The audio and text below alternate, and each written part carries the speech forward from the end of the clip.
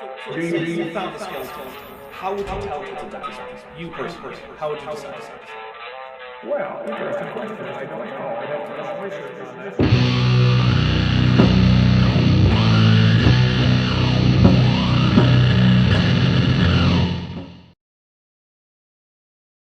All right, I am here for an open mic night.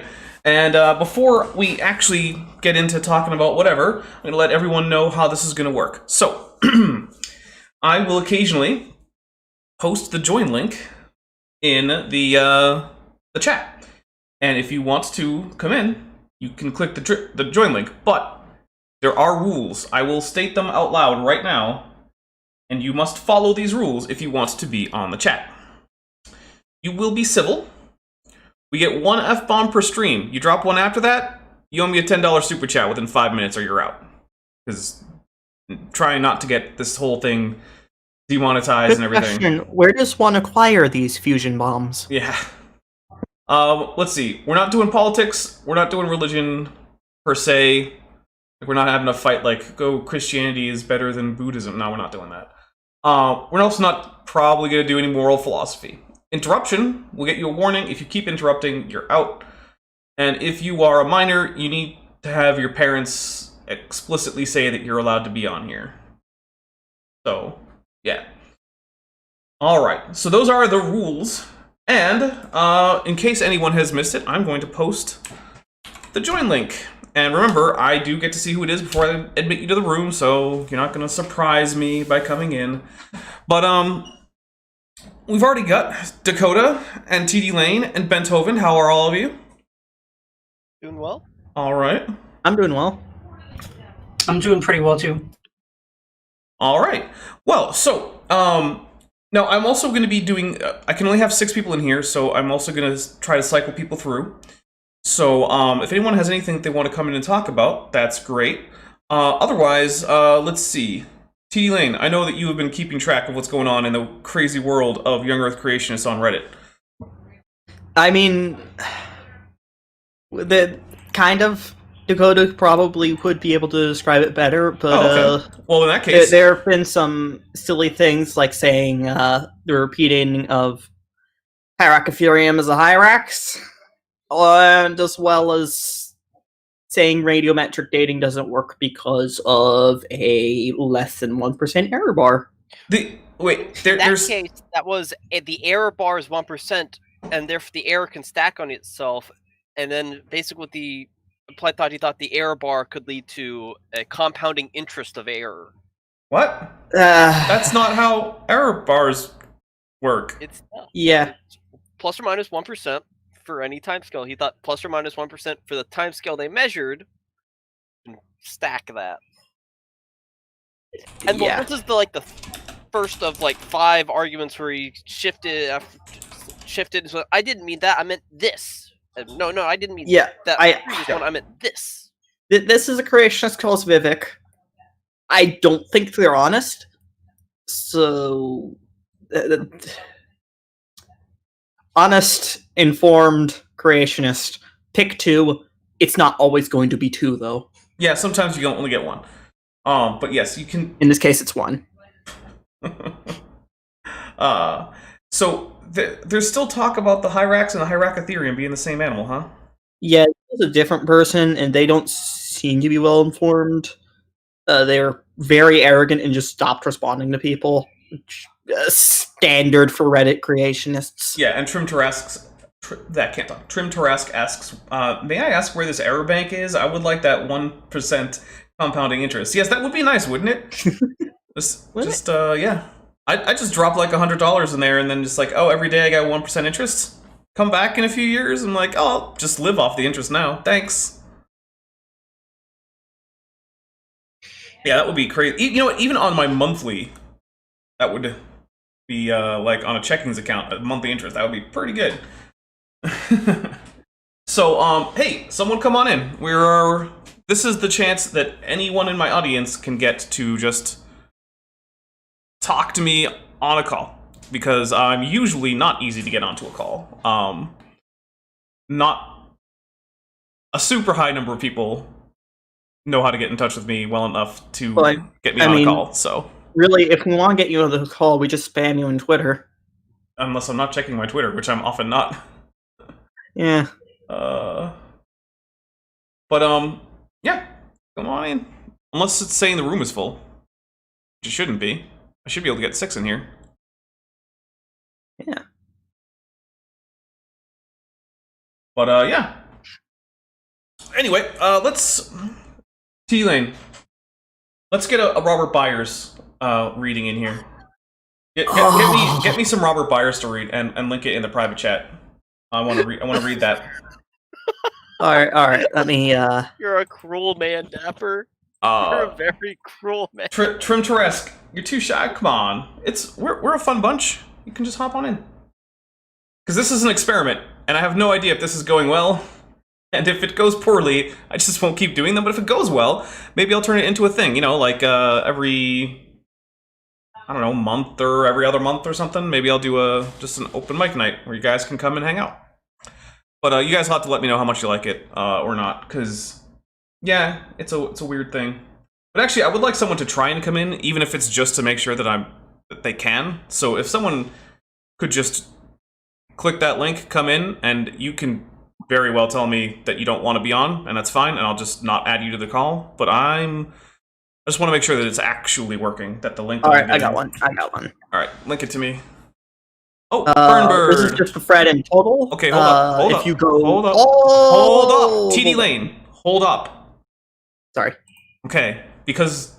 Okay, Burnbird, I see you in here. Do you want in for reals? Or no? Let me know in the chat.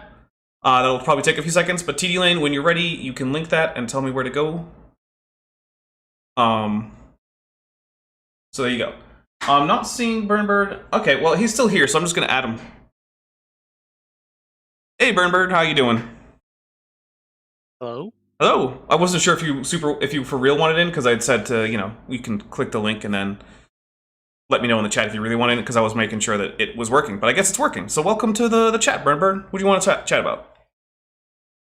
I don't know, but Ah, come on, you got questions? We're gonna do some Robert Byers reading if we don't have someone come in and say something.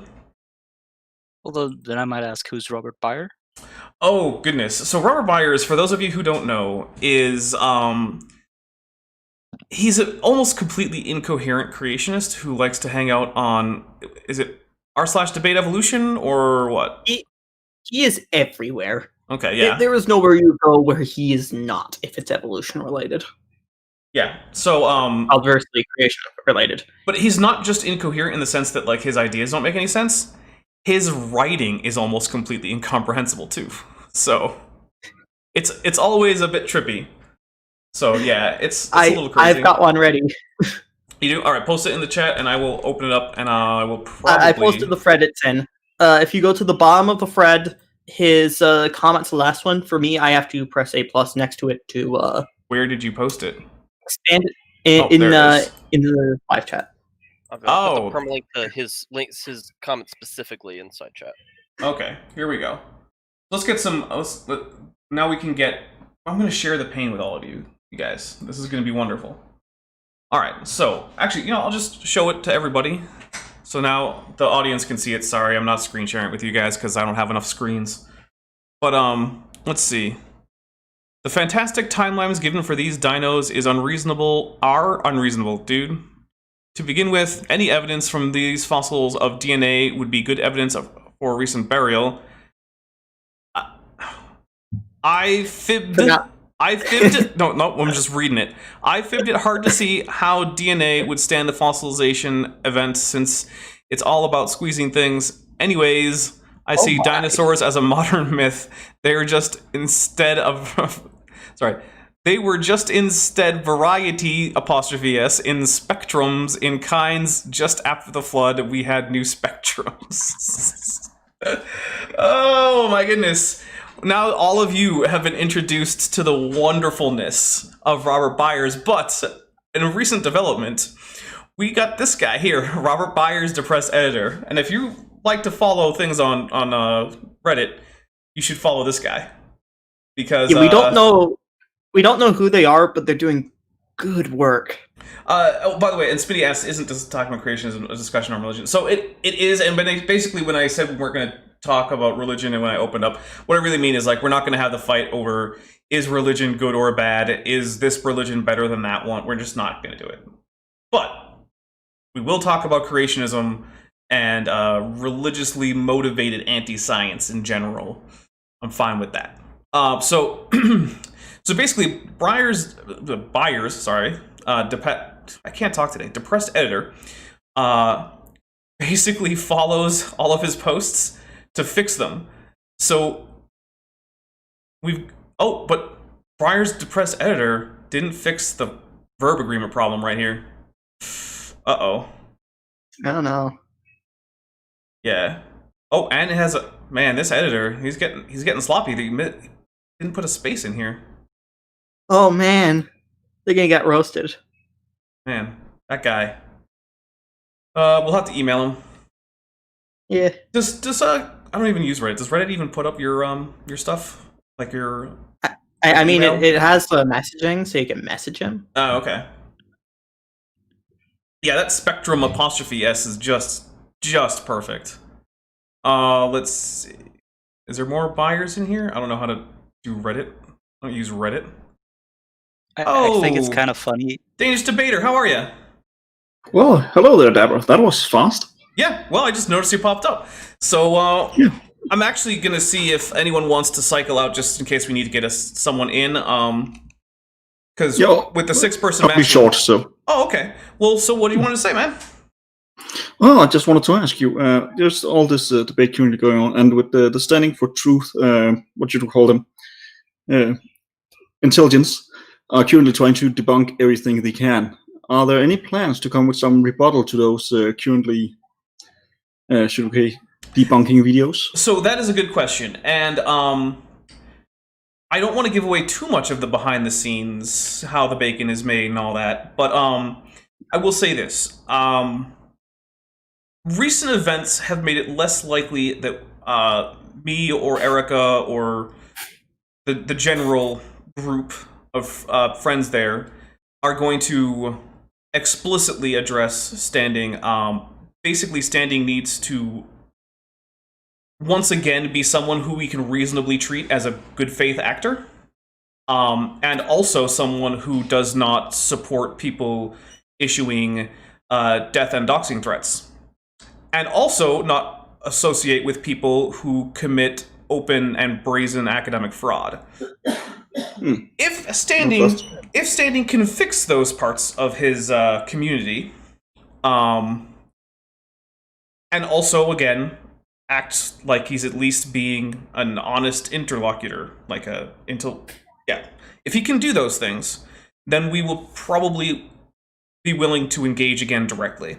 However, we do know that the videos are coming out. We've seen, I think between all of us, we've probably seen all of them, and we do have plans to address arguments made in them, but they will probably not be in the format of a response video. They'll probably be more in the format of like here's a creationist argument, and we'll find it in multiple places. Because, creationists all have the same sort of little circle. Shtick. Yeah, they all circulate these same arguments.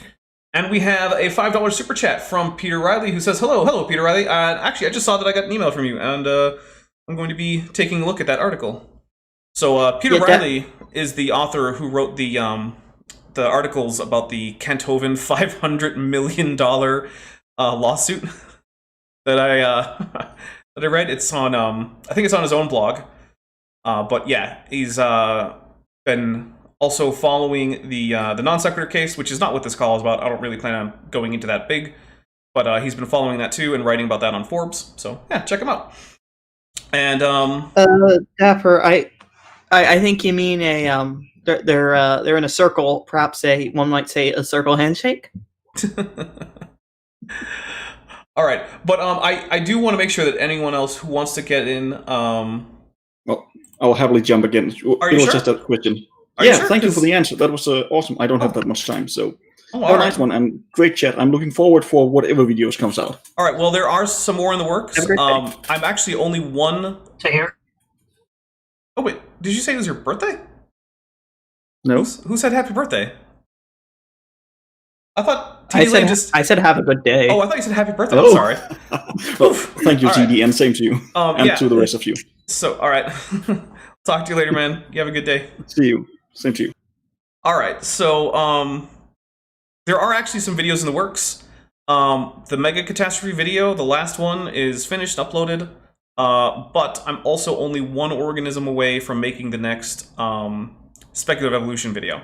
So that'll probably be this Thursday. I went like crazy this week and finished up like 3 of them in a day or something like that. It was... Yeah. So I also have looked through my email, and I've still got like 20 or so new creatures to add. Dapper, if I may, from Yes. Icarus in chat, someone needs to make an account named Byers Editor.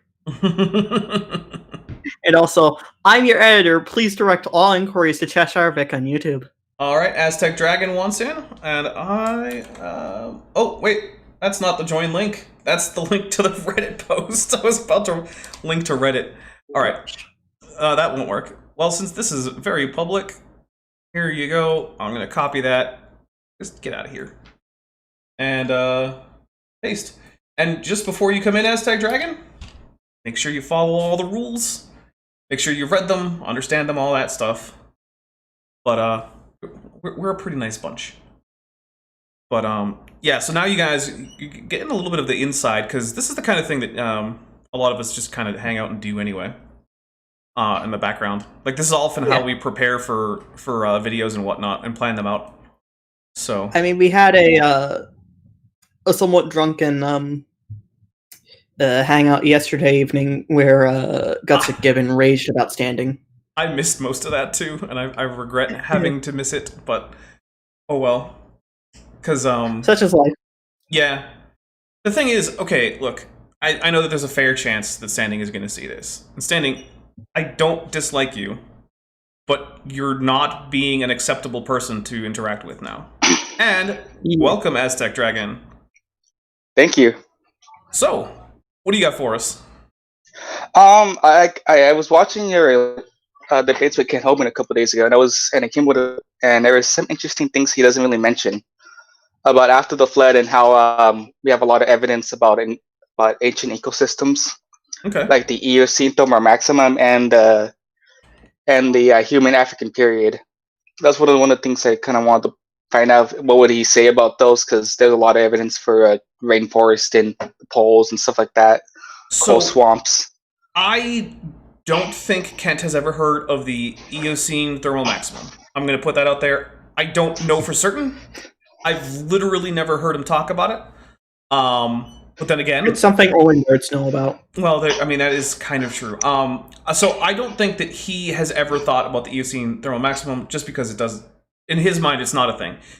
Also, I want to say thank you very much from Danish Debater, who gave 50 Danish kroners. Nice talking to you all. I understand the need to avoid toxicity. A shame. I was enjoying the back and forth. See you if online long. I'll be back. All right. Well, thank you very much. It is very much appreciated. But yeah. So oh, YouTube didn't notify you? Anyway, I just want to say, yeah,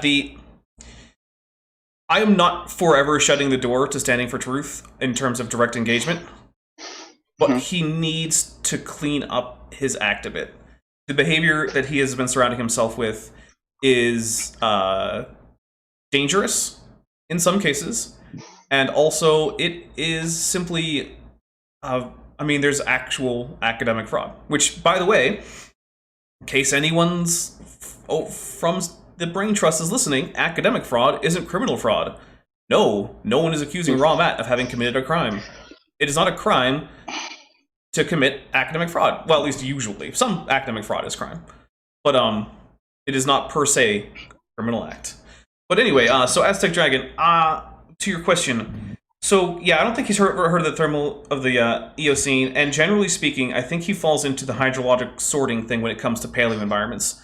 So he'll say that there's a combination of hydrodynamic sorting, where, you know, denser or smaller things will sink to the bottom more quickly. Oh yeah, about that too. I did notice that he made that if there was a grand flood around the world, then everything would come back to normal. But in reality, that doesn't really happen if you're just gonna just pour salt water all over the continent and stuff. It would just pretty much kill any plant life. Yeah, For actually, as long. that reminds me. There is an idea that I've been kind of kicking around, which is basically I need to, maybe with some help, brainstorm just a list of the reasons why the flood, as depicted by Well, Earth creationists, for instance, couldn't possibly one have thing you can happened. actually use. One thing you can actually use is that with tropical rainforests, they don't really grow back after you cut them down, or they get damaged severely enough, like the flood's supposed to say. I mean, they can. It takes a while, but yeah. It takes a while, yeah. Yeah, we shouldn't. The whole Earth should just be salted and a wasteland if the world had actually flooded, even if it flooded with fresh water, because there would be enough salt. Right. Yeah, there's a reason why the old term "salt the earth" was used. It's because you salt the earth to prevent it from being arable for a long period of time. Right. Yeah, I'm studying to be in horticulture right now, so I know a lot about paleoclimates and paleo environments, and I'm really interested in learning about tropical rainforests and grasslands And and stuff like that. So paleo environments are really cool because there's a few things. One is when you look at certain parts of the fossil record, you get like paleosols, which are just essentially fossilized dirt, and you get things like you can get animal burrows, and you can see root systems in some of these things, and yeah, Are there bones in that dirt? sometimes.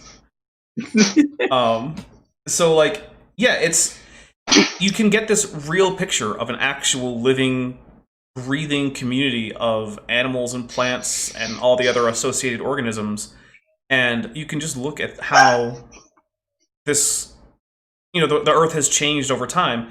And also when you compare it with things like, where we know continents were and when they were and weren't connected and things, you can also use it to apply to make sense of what's happening in, say, modern biogeography.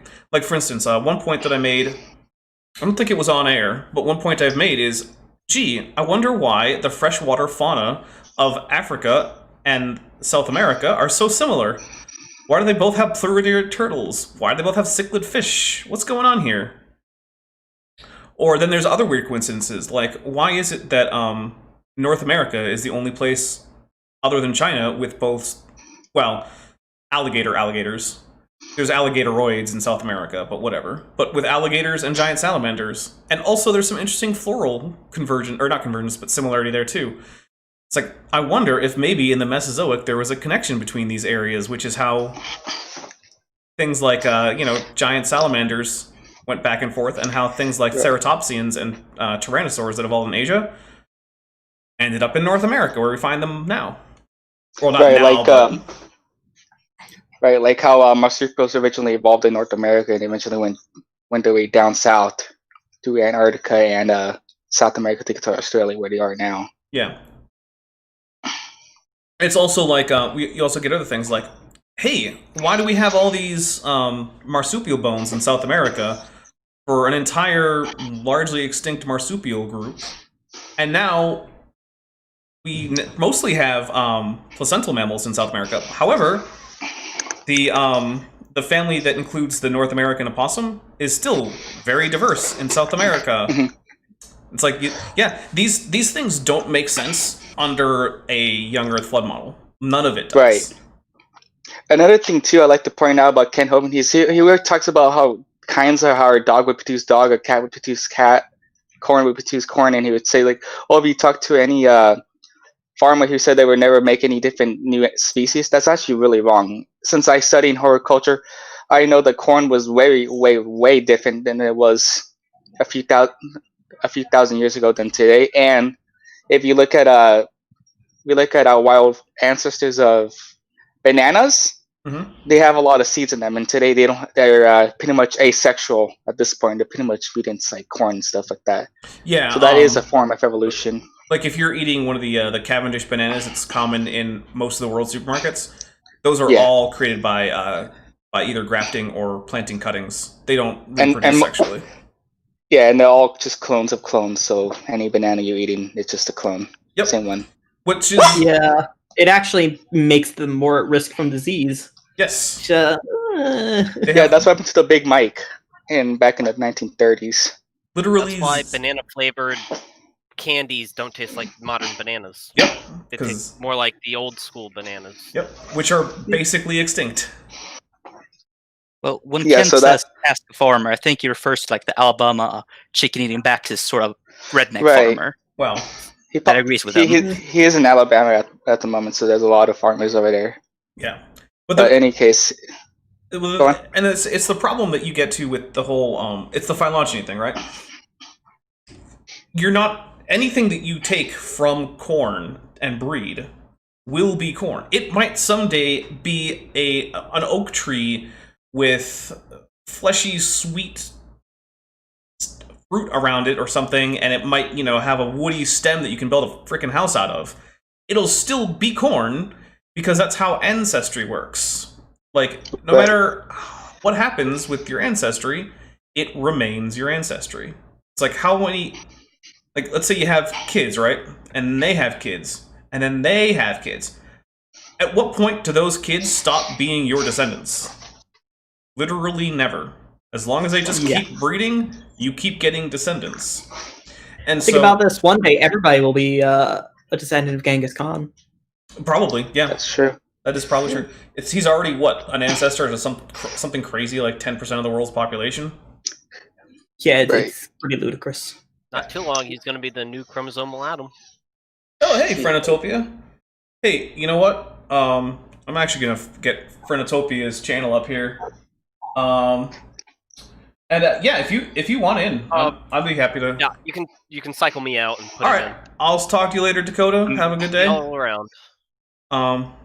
But I'll post the link again. It should still be on my clipboard. And Frontotopia has a great channel, guys. If you are unaware of it, which you shouldn't be, but let me see if I can't find it. Let me spell it correctly. Let's see. I'm trying to use my keyboard underneath my noise canceling tiles. Could I put them over the keyboard as well? It's one of the places I put them. YouTube. Can't type today, apparently. There you go, Frontotopia. Just make sure. Channel. And there you go. I'm going to post this link in the stream. Let me put on something decent. You don't have to be on camera, man. There you go. There's Frontotopia's channel. Check that out after this. Frontotopia does some pretty cool sciencey related stuff. There's some speculative evolution stuff. Like what is a body plan? How does a body plan evolve? He has a fun video about the alien fauna of the game Subnautica, which I think he does a valiant effort of trying to make Subnautica seem reasonable. I think I've seen that video before. It's actually really interesting. I Yeah. think he did also another video where about how humanoid aliens would not really exist or be a very small minority. Yeah, it's most likely that the humanoid body plan is an accident of evolution, and Yeah, if there are other technologically advanced species out there, they almost certainly have. I mean, they would have to have some similarities. Like eyes have evolved so many times that we can expect that eyes will basically evolve anytime life starts up. Unless it's in a completely lightless environment, which is probably not going to happen because there's probably some need for some light for life to even get going. But so any intelligent aliens would probably have eyes. They'd probably have more than one eye. They would have to have some kind of grasping things to become technologically advanced, so they have to have something that's like a hand. It doesn't have to be a hand, but they have to have some analog for it. Yeah, but the 2 arms, 2 legs, walking upright, no. Even Star Trek knows that that's silly. That's why they put in like a 2-part episode about how we need to explain away this fact.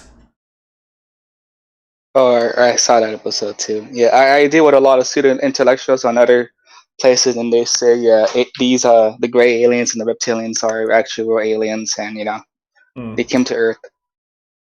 No, they are not. No, they did not. Yeah, no. Or at least, how about this? There is no reason to think that that is true. At least no good reason to think it is true. And there are good reasons to think it is probably not possible. So, yeah. But, oh, looks like Frontotopia is going to be in here. Oh, I did not hear that they had found phosphorus on Venus. Oh, wait, no, I think I heard something about it in the atmosphere, Stupid Horror Energy. Remind me. Yeah, they, I mean, it's pretty neat, but it could be a lot of things. Anything that, like, anything from what's discovered about why there's phosphorus in the atmosphere of Venus is going to be a neat discovery. Yeah. There could be an unknown chemical pathway to it, volcanoes, which would be interesting to see that Venus is volcanically active. It could be life. There are a lot of different options. Phosphine. Yeah, it was phosphine. Yeah, see, I skimmed an article, and I was like, well, that's neat, but I was, what was I doing at the time? Oh, yeah, I was working on all this art for you guys. Art! Yeah. I'm skeptical of the life claim of it being life, but look, it's never no life. No matter what, it's going to be neat. It's never life until it is. No, Frontotopia, this is on StreamYards. I'll repost the link. Yeah. What are the biological benefits of naps? Asks Cheshire Vic. So actually, naps are pretty good for you. So, your body does a lot of stuff while it's sleeping that it doesn't do as well at other times. So sleep is a big time for things like going through healing. Your immune system has a better time fighting off infections because you're not otherwise engaged with other things. Basically, it's the same as the benefits of sleep. It's just that sometimes you need some extra sleep. And there is some medical research that I've seen that has suggested that it's actually probably healthier to sleep a little bit less at night and a little bit more in the middle of the day somewhere. And so the having an old siesta is actually probably a good idea for your general health. So yeah. Things your body doesn't do normally. Your body, for example, when it sleeps, it does sleeping. Yeah. Fantastic, I know. Oh, that is not the link. Whoops. I linked to Frontotopia's channel because that was what was in my clipboard. I can't remember. How do computers work, guys? You and your... thank you for having me on the show. I'm gonna head out for the day. All right, well, you have a great time, Burnbird, and stay safe out there. I don't know. Have a great day. Take care. All right, thank you. I wasn't the one. It was Aztec Dragon, but I can leave too if you want room. You do what you want. Hey, Frontotopia, what's up? Good day. Oh, bye. Can you hear us, Frontotopia? Hello. Oh, there you go. Oh, yeah. Yeah, I have to turn off the video just a moment. Okay. Good. Hi. Hi. Yeah, I put on the decent t-shirt, I thought. Ooh, I like that. I think it's a t-shirt of you. No. Nice. It's some kind of dapper dino. God, I'm going to get on here. Very fun. Cool. Although, that looks a bit like a Tyrannosaurus. Yeah. Yeah, I think it's an Allosaurus, actually. Oh, is it an Allosaurus? It's been a while I bought it. I guess I can see the little little bump there behind the eye. Could be. It's cool. It's cool no matter what it is. Yeah, Allosaurus has always been my favorite. Wait a minute. Are you an Allosaurus? No, you're Ceratosaurus, right? Yeah. Right. There was a Ceratosaur. Mm-hmm. Well, great to be on. Yeah. I'm really surprised. I was actually just doing research for my video. It's been some crazy few months. I barely had the time to work on my videos. There's been a long lapse, but I started working on the video again. Now, kind of zoned out on YouTube. And I found you guys. And I thought, oh, what the heck? Yeah, well, it's great to have you here. I'm doing great, and it's always nice to have someone who has another channel that I like that covers some similar topics. Yeah. Hey, what's up, Ryan? Welcome to the stream. Thanks. This is the first time. All right. Yeah. Yay. Yeah. Well, like I said, if this is something that people want, I will probably do a few more open mic nights. I don't know what kind of scheduling I'll do for it, but I just figured there are people who a lot of times they're like, oh, hey, we should have a chat, and then I just never really get around to that.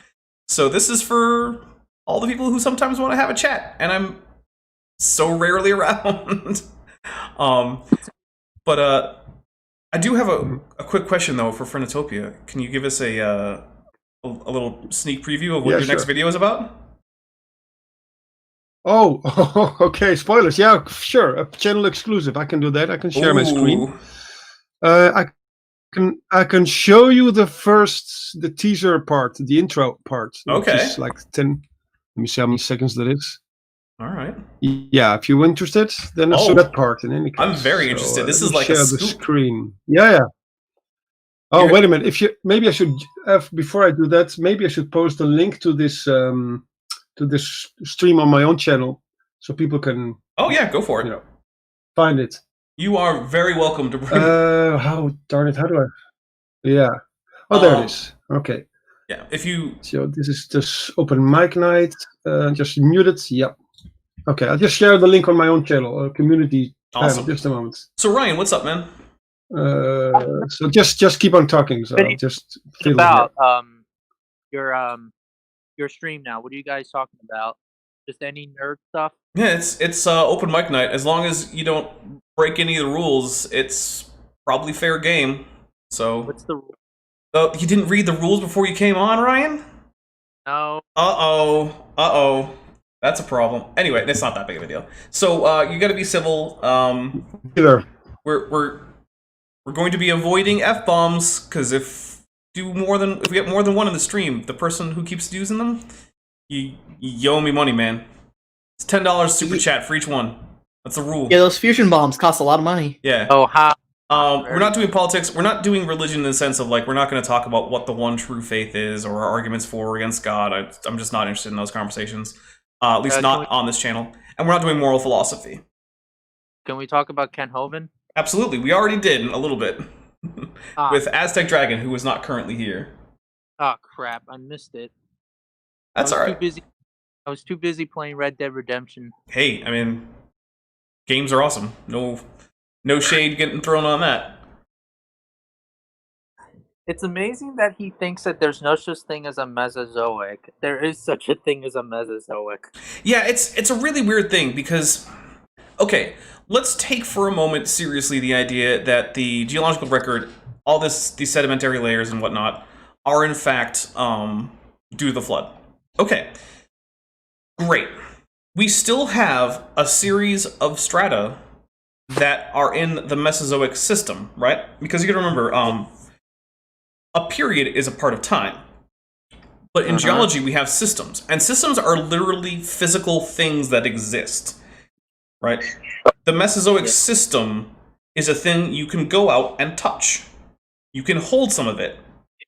You can dig through it. It exists. So I got some of the Paleozoic system. There you go.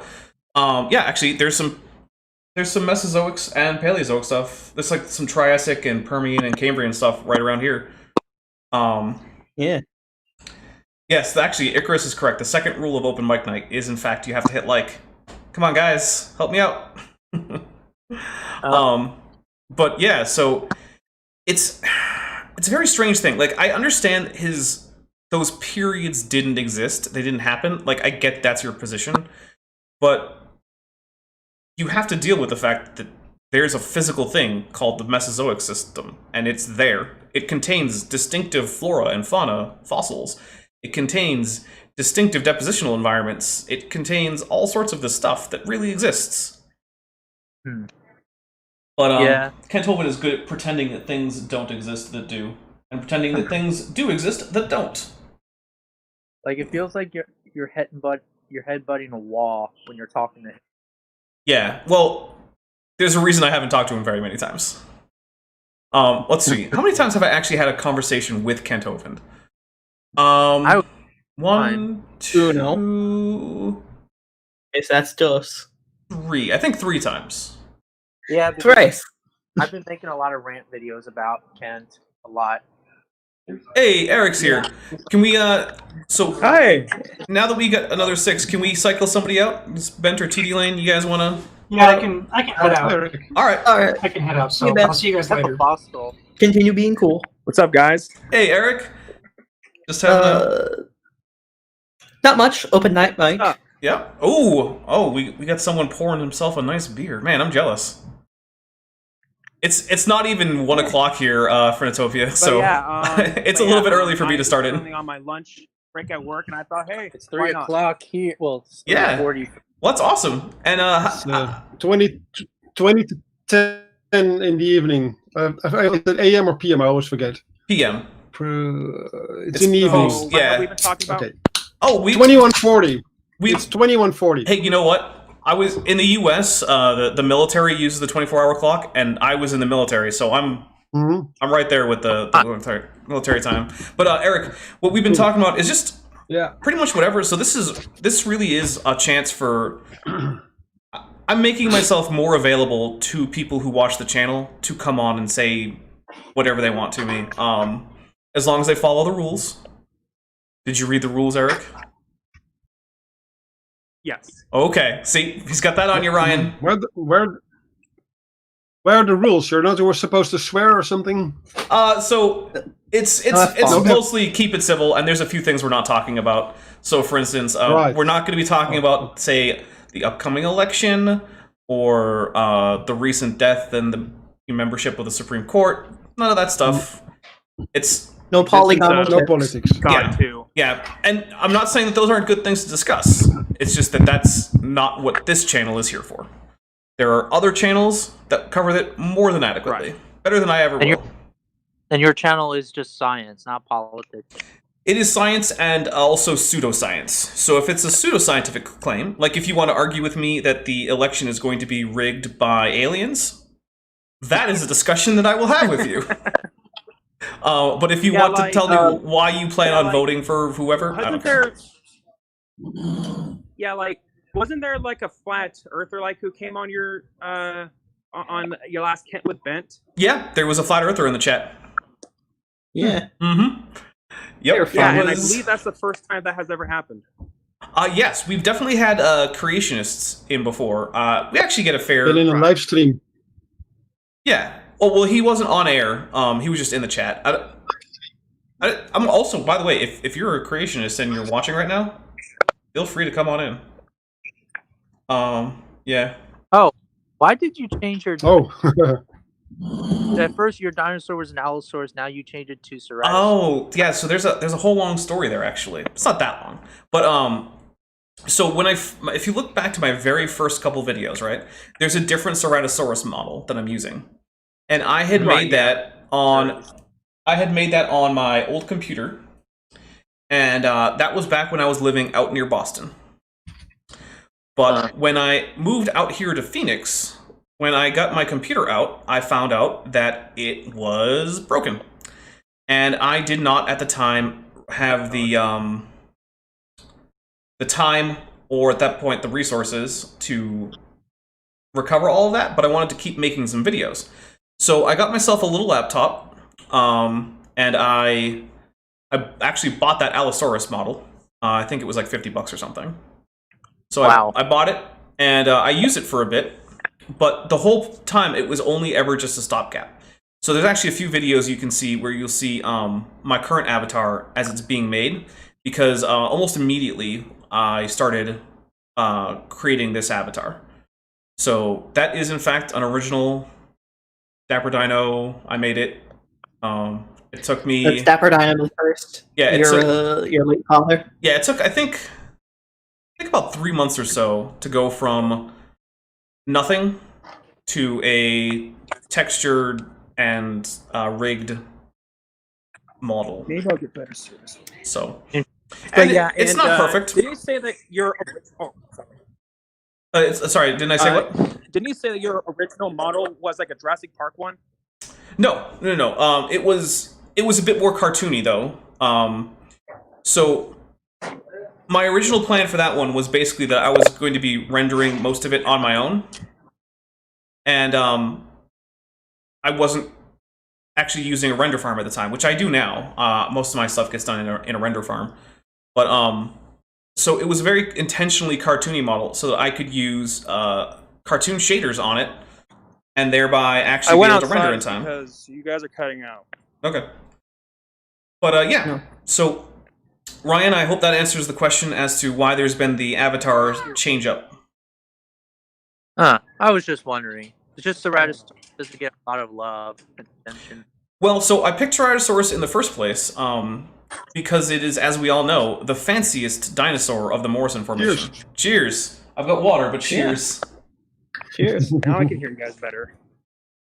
Nice. But I do appreciate that you are being a pro-social person and wearing your mask when in public. Yeah. Yeah. It's good, man. And, Right. Yeah, and one of the good things about me being off Facebook is the fact that when I was on, I would see all like these anti-mask like propaganda and whatnot, and I got into quite a bit of debates with people about it, and it's like I was playing chess with a pigeon. I mean, no matter how good you are at playing chess, they're just gonna knock the pieces over, crap on the board, and strut around like they won. I mean, despite the overwhelming evidence like that masks do work. Oh my god. People want to argue about it anyway. And you know what? People don't understand. Wearing a mask doesn't prevent you from getting the virus. The point of it is to not spread it to other people. Yeah. You know, Right. to slow the spread. And that's what people don't understand. Yeah, and also, a couple things from chat. Kent Hoven's employee said that he would be interested in doing leaving creationism. I put my email in the chat, so I would also be interested. So please email me, and we will set something up. And also, Maxwell Thuem, who, by the way, has a tardigrade as his profile picture, which is awesome. Tardigrades are cool. He asks when the next phase of your alien project is coming out. So here's what I can say. The next video is coming out this week. I counted up the submissions that I still have to go through, and it's about a score. Oh, we're getting some squeaky noises. Where's that coming from? Not me. Well, I am at my work, so maybe it could be one of the customers using a cart. Yeah. Yes. And so the next phase will come out basically once I have finished all the submissions that I will be accepting. There might be a few of those that don't actually make the final cut. So chances are after this video tomorrow, or not tomorrow, sorry, Thursday, because I don't know what day it is apparently. We will have that one and probably at least 2 more streams for phase 2. And then I will make the phase 3 intro video, which will include things like how the continents have moved, what has gone extinct, what has not, why there might have been things be going extinct, things like that. So my plan is to progress about 30 million years. So we're going to get a little bit more time for people to, iterate off of the creatures that are still alive. But yeah, also, there's a few things that I'm going to have to add to the ecosystem, probably on my own, just because there are a few niches that have not been very well filled. So, yeah, expect 2 more Phase 2 videos after this one, and then an intro to Phase 3, and then submissions will be open probably for about a month or so. Yeah. Well, that sounds cool. Do you have any more debates planned? Not currently. I am actually looking for a creationist who would like to have the second law discussion, because I really, really, really want to figure out what the heck this argument is supposed to be and why people are so bad at physics. Because they don't care. Oregon, or Standing for Truth, or Raw Mat, if they're interested. I might be open to doing that. So I might be open to that. But one of the things that we did go over recently was that Raw Mat has become, or not Raw Mat, sorry, Standing for Truth. Well, Raw Mat too, but Standing for Truth has recently become less and less of a person who it is reasonable to continue interacting with. He has been surrounding himself and signal boosting things like, threats of violence, academic fraud. Yeah. So, and it's one of those things where it's like he needs to clean up his own house and get his own house in order before it is reasonable to continue engaging with him. Because I don't dislike the guy on a personal level, but there has been behavior that he has not addressed in his group. and he is sort of that group's leader. So, I mean, they call it team standing. Or, well, they call it Team Standing for Truth. I mean, if the group is named after you... SFT Brain Trust. Which I personally vote to rename the SFT Brain Trust to the SFT Egg Trust. Egg Trust? Are you Egg going Trust! Yeah, and right after when Ken Hovind bailed on his debate with me, I was trying to find a replacement, so and then I approached Standing for Truth. He said yes at first, but then later on he bailed, saying that, I don't know enough about the topic. And I'm like, okay, well then I don't know why you would agree to it in the first place then. Well, the problem is he always doesn't know enough about the topic.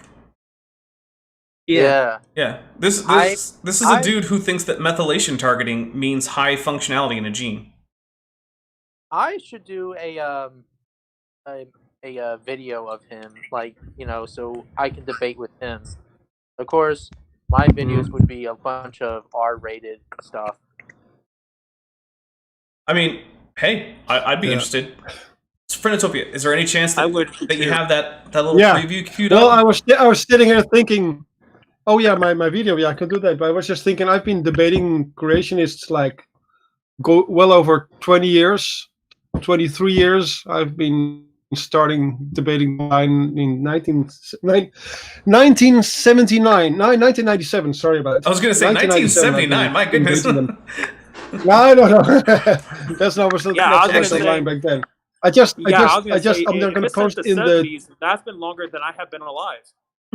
That's the day I was born. 97. Yeah, but I just found my old website on the webarchive.org, so I'm just going to post it in the private chat here.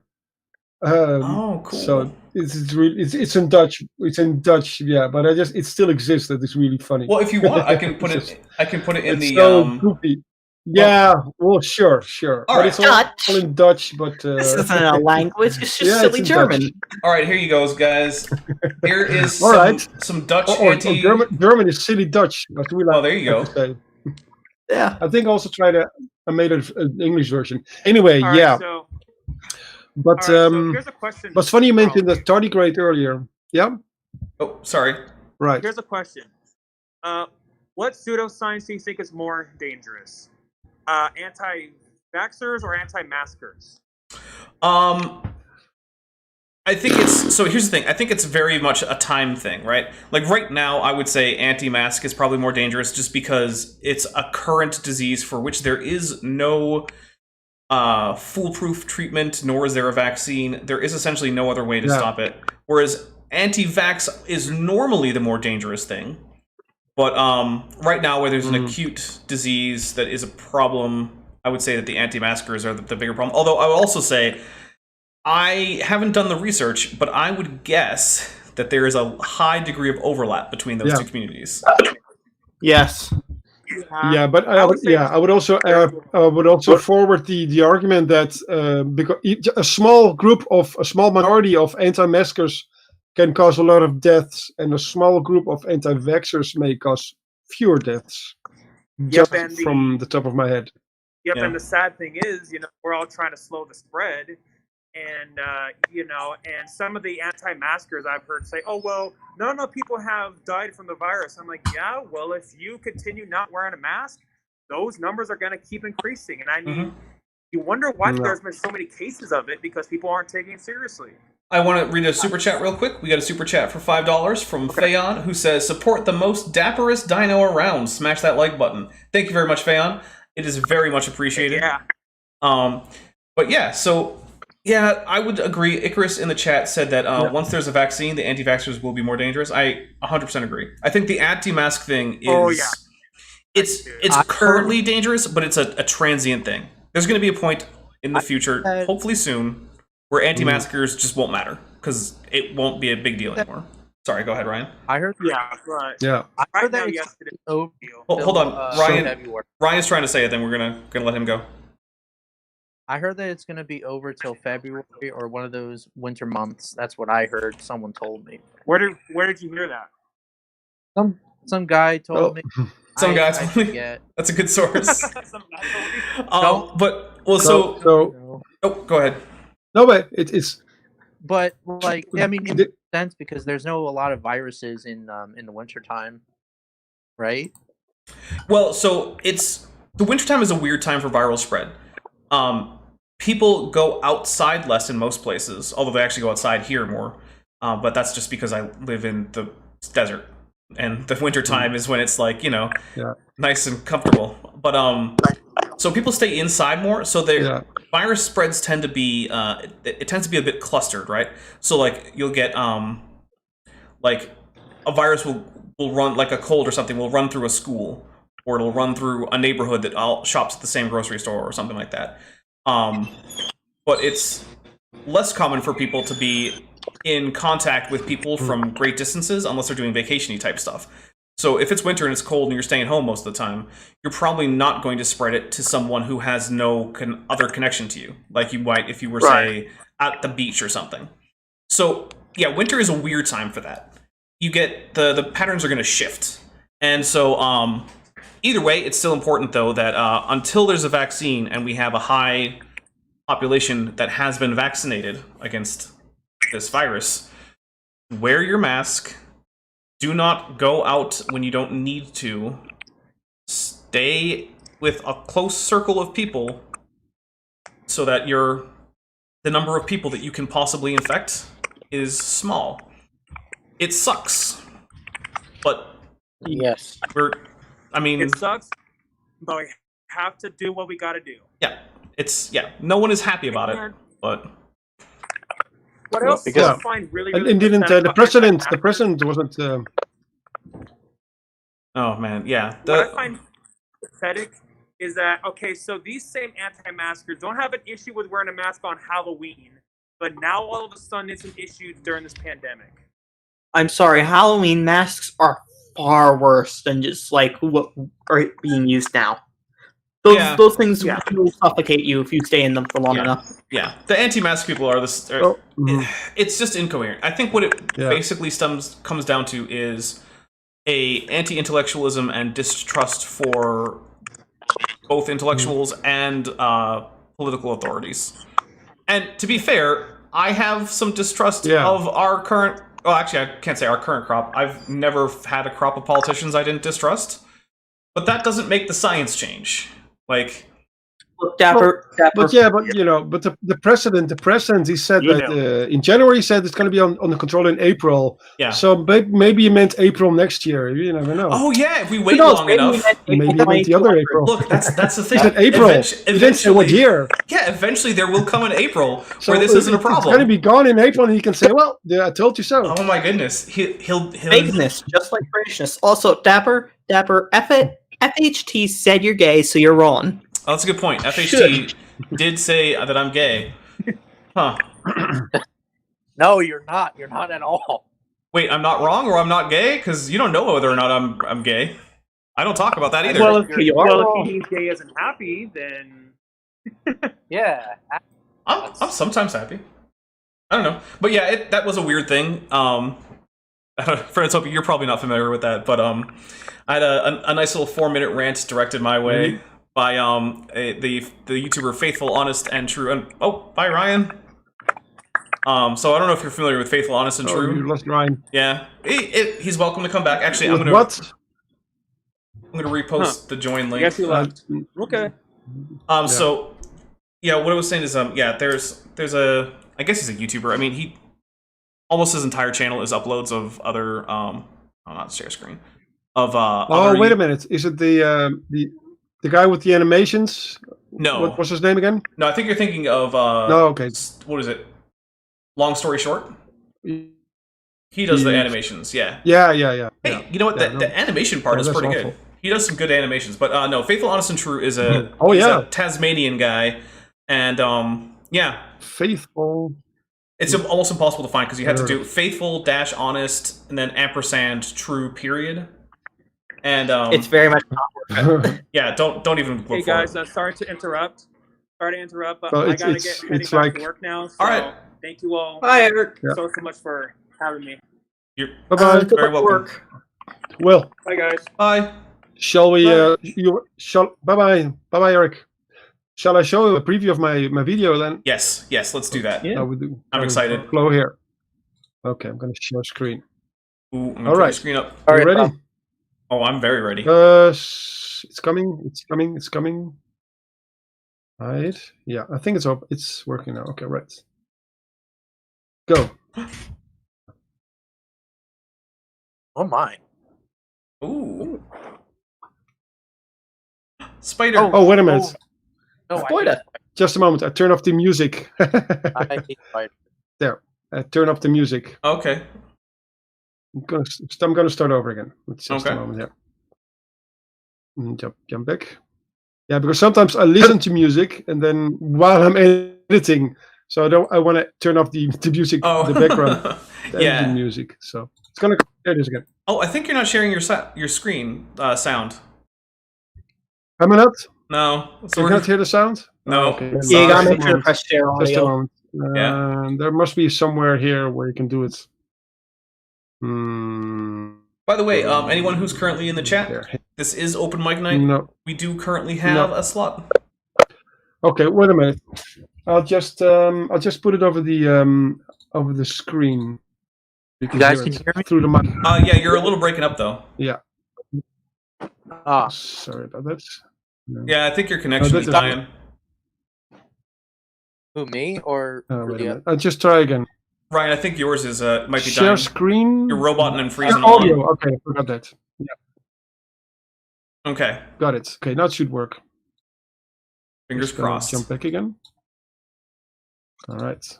Go. Arthropods are about that's as it. alien to us as another highly evolved bilateral animal can be. That's undoubtedly the reason why their looks and features are often adopted into science fiction for creating odd-looking extraterrestrial beings. The differences between them and us, vertebrates, seem like night and day. But despite their humble body sizes, arthropods have been extremely successful in populating our biosphere, reaching a greater total biomass than vertebrates, most of which is fish anyway. So, given the enormous success of this particular body plan, it stands to reason that creatures to us could enjoy the same success in alien biospheres. That is, if they were to evolve into the same overall design in the first place. It would in any case be a very interesting exercise in speculative zoology to design and tweak such alternate arthropods to evolve in different ways. But before we can conceive of alternate arthropods, we must first understand what led to their genesis here on Earth. How does one cook up an arthropod in the place? Let's find out. That's it. That is awesome. Man, That's nice. I like that. I am looking forward to that video. That's Thank gonna you. be cool. All right. You know what? Yeah, You know, yeah. I've subscribed to your channel. I'm looking forward to this stuff. You weren't already subscribed Yeah, to yeah. It's gonna take Frontotopia? a few I weeks. wasn't because I'm a loser. Man, everyone That was already off college. No. subscribe to Frontotopia. It's got So many people are losing. look, it's got great stuff like that. So yeah. By the way, guys, we're probably gonna go for another hour-ish. I usually try to keep my streams around about 2 hours. So but yeah, that does mean that we still are open. You can rejoin or join. Either way works. So I know Aztec Dragon was interested in coming back in, so that's great. So yeah, but I liked all those great sci-fi examples you used too, because it's true. It's very hard to come up with a novel thing that is alien that isn't just sort of like a Earth thing, right? You get like, oh, there's an alien dog, or it's an alien, it's a giant cockroach, or something like that. Yeah. And I'm hoping that my speculative evolution project will at least come up with some reasonably alien stuff. But you know, you'll have to submit something for the next phase, Frontotopia. Yeah. Well, Well, I don't really have the time. I've got such a busy life at the moment still, so I'm really hoping things are going to calm down. But I barely have time to edit videos. Barely got time to follow your channel, so I'm really sorry about that. But oh, hey, you know what? Yeah, I get it. But about evolution. Yeah, about evolution. It is actually, this is for me also an exploration. I have a background in evolutionary biology, but this is actually the first time. A lot of these things that are new to me too, because this is kind of an exercise for me to think, okay, well, let's just try to think this really straight through. And the the worst thing is that actually, the more I think about it, the more things will likely evolve in very similar ways because they're physical constraints. There's the exactly. If we're assuming an Earth-like planet, then it's almost very likely that you're going to get an explosion of a lot of different forms that are going to be extinct, and you may just end up with a lot of things that are very similar. Yeah, but this is something I'm going to explore on my channel because well, it's true. There's just a small set of solutions to universal problems in environments like Earth-like planets. So. It's sort of like you can take a look at. I'm not sure yet. So it's like you can take a look at, like, say, pterosaur and bird and bat wings, and they end up.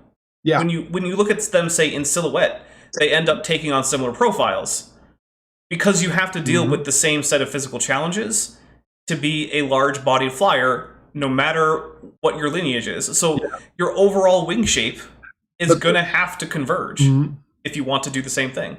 Yeah, but here's the stinker. Because there's actually a subtle division between parallel and convergent evolution. I'm not sure if you heard about that. But when you talk about the different wings of vertebrates, a lot of that is actually parallel to some ways, because all of these are modifications of forelimbs.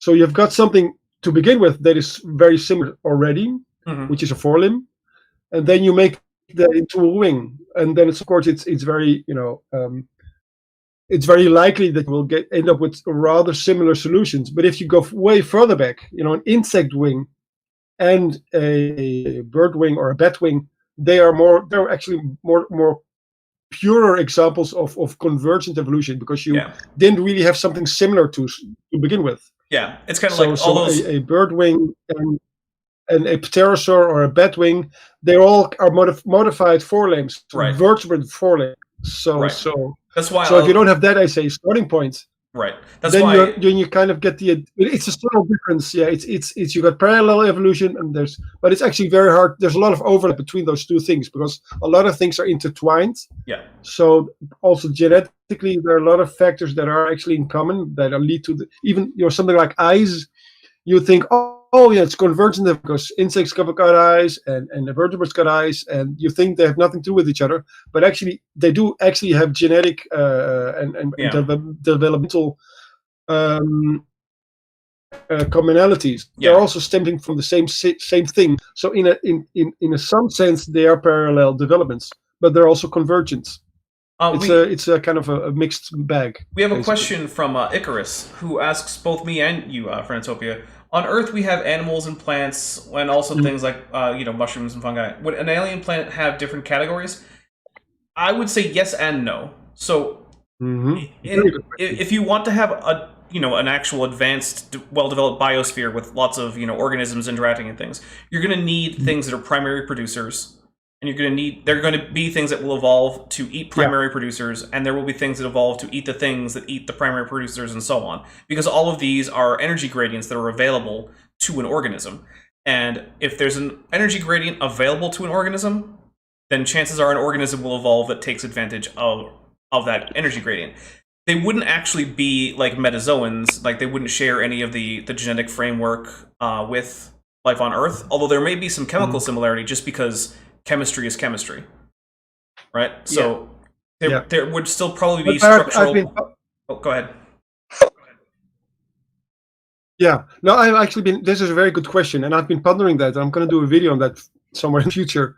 But the distinction between plants and animals, that is actually very interesting, because you're talking about primary producers being kind of like plants, and animals being the other trophic layer that are consuming plants or other animals that are consume plants in any case. But the thing with plants is that in their evolution they chose a way of life where they just grow. Like they're not. It's They don't really have a body It all plan comes the same down way as to an animal. the structure of the cell. The structure of the cell, right? Because you've got primary producers that are metazoans, like corals. They they do have algae embedded into their bodies and incase. So corals are also in a very large extent primary producers, or in any case the algae that they incorporate. But they're animals, and they are very different structure from plants. And the reason that plants are how they are has to do with they have got these rigid cell walls, which don't make them very likely to develop into an animal-like form. Yeah. Because what is special about animals is that they're flexible and they're motile. They're squishy. They can easily evolve into forms that are moving around. But that's also because they've got their cellular structures entirely different. They don't have a cell wall, and they use other solutions for achieving structural integrity, like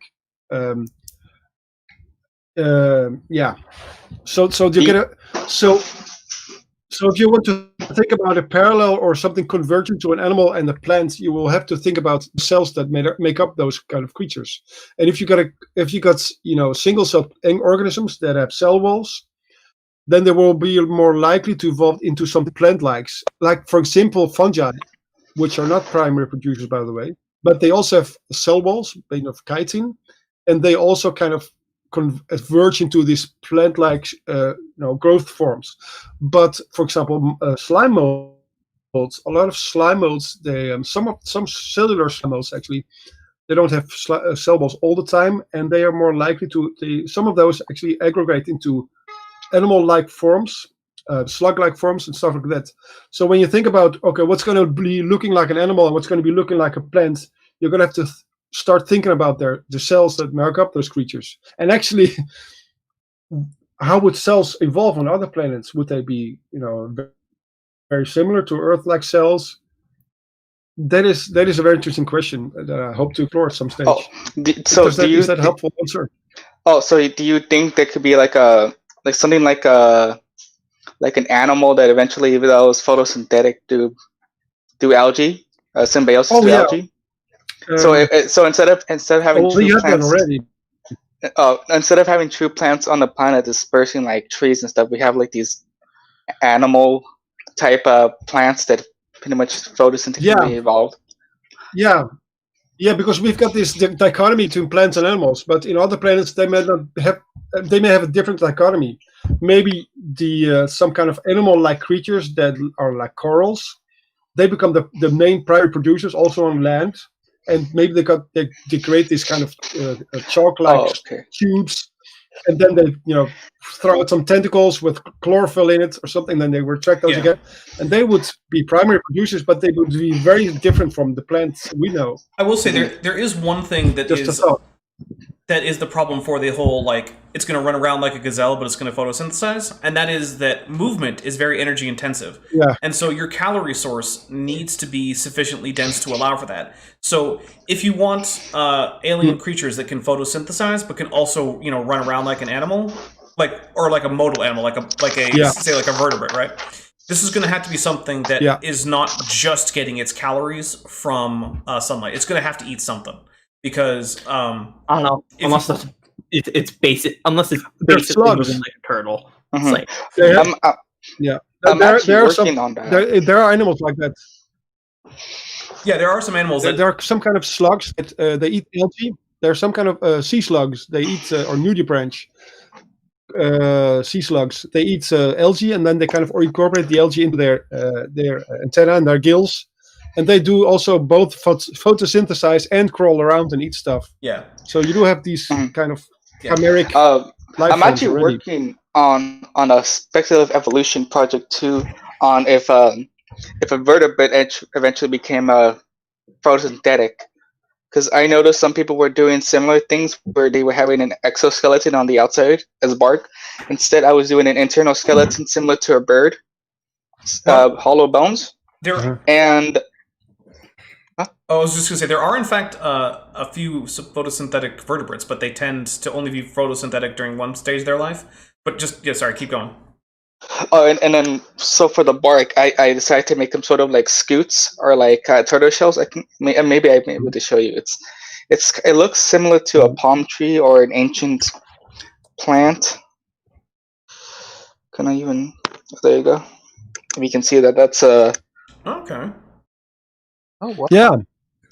Yeah. Yeah. Yeah. I noticed that other people were doing like exoskeleton. Can they retract their leaves? Yeah. Can Yeah. they retract their leaves or tentacles? Yeah. So it's very similar to what I just talked about. Maybe not. I kind of did something where I was trying to look for animals to base it off of, but more like some of the sea animals that are filter feeders. Okay. Or one of those, Yeah. and I decided to move on By to the way, that. I want to make this. I've got this. I have an important point to make about speculative evolution in general. That you cannot really make overpowered creatures, because there's every investment into armor or intelligence or speed that has of course a cost. Right. So it's very hard to evolve a creature that has got everything. It's like a mage tank, an overpowered kind of a creature. Right. Yeah, it's that is both intelligent and heavily armored and fast. It's because of costs. It's gonna have to choose one strategy, or maybe two, or maybe just a lot of strategies that are kind of implemented, but like light armor and semi-intelligence and things like that. The raccoon but model. you'd almost have to make you almost have to make exactly a calculation about kind of, okay, how we're going to divide these investments in energy. Yep. I'm going to go farmer, or I'm going to go full intelligence like humans, stuff like that. So it's probably not a coincidence that the most intelligent species that has ever existed to our knowledge is also one of the physically least impressive species to have ever existed to our knowledge. Well, yeah, that is true. But also something about that.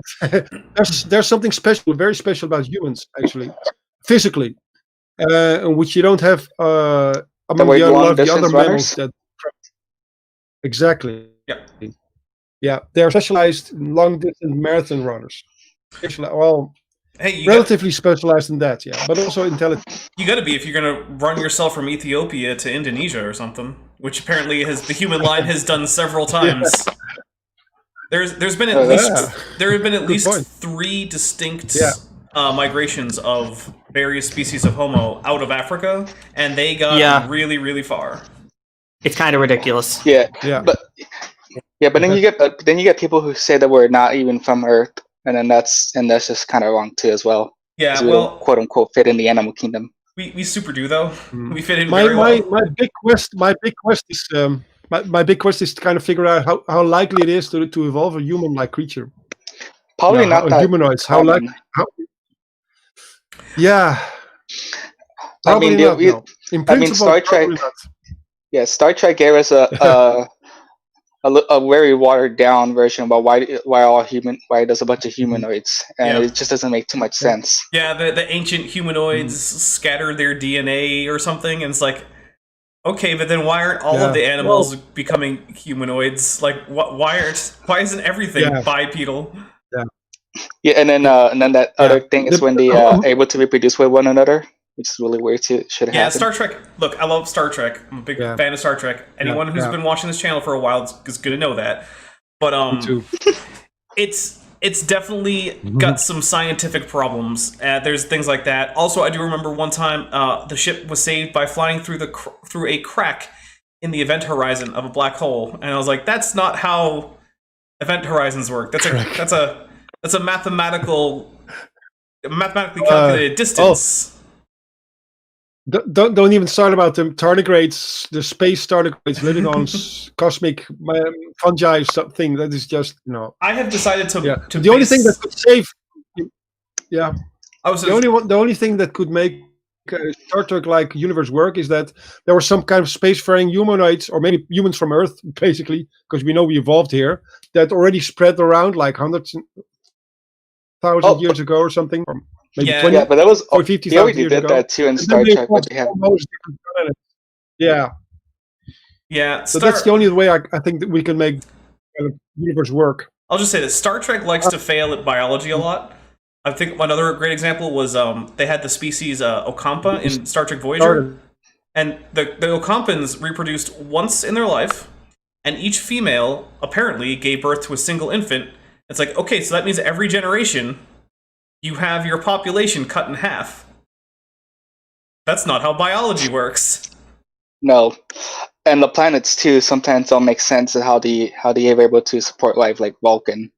It's not pretty much like a there's lighter version of Venus. So a few Star Trek books have addressed the Vulcan thing, and apparently Vulcan used to be a much less harsh environment, and it was actually a result of over-industrialization that caused Vulcan to become a desert. Do you remember the episode where they kind of had the reverse evolution because of some kind of retrovirus or something? Yes. Oh, that's some people started becoming like. And then someone... Troy became an amphibian, and Worf became kind of monster. And what's his name? That's socially inept Barclay engineer. Barclay. He became into a spider. Yeah. Made no sense. Yeah, Barclay made no sense. Whatever. It's evolutionary. I was like, no, why? They should have just been wearing their environment. Yeah, they should have been wearing their environmental suits at all times every time you go down to a planet. The Riker sort of made sense because he just sort of turned into a more basal hominid guy, and I guess their excuse with Troy was like, oh, she's half alien, so this is the alien half that's de-evolving or something. But like, what? And then the Barclay turning into a spider, it's just, you've thrown all logic out the roof with that one. Humans do not have spiders in their ancestry. There was also one and the one about dinosaur humans. Voyager found somewhere. The Voth. The other end of the galaxy. That was an interesting episode, but that made no sense at all. Dinosaurs. Yeah, they were hadrosaurs. No, why a Parasaurolophus? Also, not to mention about that episode is that they got the time period wrong too. They said Devonian instead of Permian. Oh yeah. And that really ticked me off. Like, how did you feel about that? That's like a simple thing to fix. Oh, you know what? Mage Grey Wolf points about that. There in Doctor Who, you've got Doctor Who. You've got the Silurians in Doctor Who, by the way. They're kind of reptiles, which also doesn't make sense. So we have a statement. The Permians, then. We have a statement from Mage Grey Wolf who says, "It was still better than evolving into salamanders because you went really fast." Yeah, that was a really stupid episode of Star Trek. Do you remember that one where I think it was Tom Paris and Janeway are gonna test this new Warp 10 engine or something, and then suddenly they both turn into salamanders, have some babies on a planet, and then eventually they revert back to their human form. I'm just like, what? How does none of this even comes close to making sense? Even if I don't think about it, it doesn't make sense. Yeah, but Dapper. Yeah, I love Star Trek, but I have a huge suspension of disbelief is necessary. And sorry, guys, I've noticed. I still love it. We're getting a pretty big delay with Frontotopia. I think it's a combination of just internet connections here and there, and also just the distance. So sorry about that. Go ahead, Ryan. Though.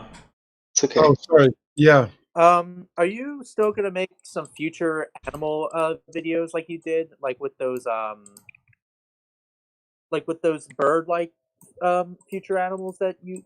The one I did about Serena. You know what? I'm actually thinking about maybe trying to get a few other speculative evolution projects and kind of just give them a little spotlight. That is by far my most viewed video, by the way. Are you gonna do a video also about? Because even though I'm not an artist, I would like to make my own future animals. I mean, look, just go for it. I mean, I'm not an artist, though. That's the problem. Well, you know what, though? That's the kind of thing that you can work on. You can... There's online art tutorials. I mean, look, when I'm currently a reasonably proficient 3D artist, right? Like, I made that Ceratosaurus model, which I think is pretty good. So I'm reasonably proficient, but when I started, it was not that long ago, and I was like, oh, hey, look, I just figured out how to make a table, kind of, in 3D. So you got to start somewhere, man. Just go for it. Yeah. And by the way, people like Dougal Dixon, you guys. Oh, there's the. I know Dougal Dixon. There's people like Dougal Dixon. I like the future. Yeah, Dougal Dixon or Life After Men.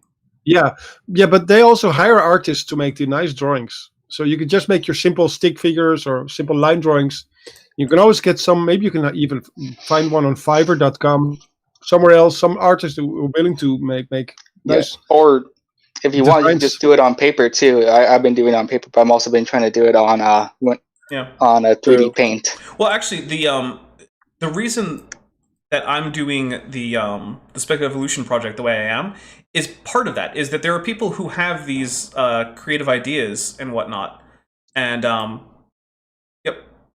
So I'm just gonna hide Frontotopia for just a second while he's gone. I'm not gonna actually kick him out though. So anyway, there are a lot of people with great creative ideas, but they don't feel confident enough to fully realize them in terms of art. And so I am taking all of these ideas and I'm giving them that same coherent and reasonably good standard treatment. So that way the whole project feels like a coherent thing and everyone can have their input, and it doesn't, I mean, you should see some of the pictures that I've been submitted. There are some pictures that I was submitted that are very, very basic level. I've been having trouble with this speculative evolution too myself. With working by myself, is like coming up with new ideas that actually make sense is actually really hard. Yeah, it's not easy, and also, you know what? Having a community help me out with it means I don't have to think about all of the things. Oh, we seem to have lost Frontotopia. Oh, yeah, he's welcome. He's welcome to come back. Although we're actually getting not too far from the point when we're getting out of here. So I want to make sure that the audience, anyone who's in there right now, has their... This is coming up to like being basically the last chance. Like, you know. So I'm gonna... Oh, Frontotopia is back. So Frontotopia, I was just saying I'm gonna repost the... Oh, and then we dropped Ryan. Sorry. I'm gonna put the join link in the chat here. So, hey... We got about a half hour left. I'm trying out if the delay's gone. Okay, good. Oh, and Ryan's almost back. Is there delay still? Oh. Oh, okay. I'll tell you what. I'll say 1, and then you say it after you hear me say it. 1. 1. That's still about a second and a half of delay or so. Oh, man. That's all right. It's a sucky internet.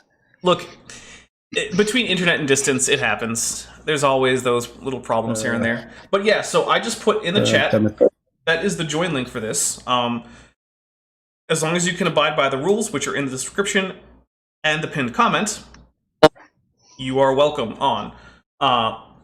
You do not have to agree with us. You just have to abide by those rules. How about this? If I put up my hand before I say something, then I won't interrupt anyone. I mean, I just put up my finger, then that can work. Yeah. Sure. All right. That's right. But so yes, I don't know. The speculative evolution thing has been fun, and it's also pushed me. There's been some additional stuff that I've had to learn in Blender and stuff, and now I actually used to consider myself not a very proficient like modeler when it comes to stuff that isn't hard body modeling. Not that I'm great at hard body modeling either, but or hard surface or whatever you want to call it, which is things like, you know, like objects like that replicator. I made that replicator, but between making this my avatar and all these creatures for the Speculative Evolution project, I've gotten a lot better at making characters and creatures and whatnot. So I'm even doing the character portraits for the Star Trek game that I'm going to be running, which means we have to get on our friend Colton to finish up those last details, because once that's up and I have the intro video, that's it. We're going to start. We're going to do the thing. Oh, Dapper, we should go bother him then after this. Fair enough. I was about to ask you this, Dapper. When are you going to start introducing plant life, land plant life onto your speculative evolution thing? So we currently have some quote-unquote plants that can exist in the intertidal zone. So they are occasionally exposed to air. But this next phase, so phase 3, is going to have the initial invasion of land by actual terrestrial organisms. So we're going to get the first land plants. And, you know, I'm using these words in quotes because, you know, obviously these aren't real plants, but whatever. So the first land plants and the first colonizers of land are going to be coming in phase 3.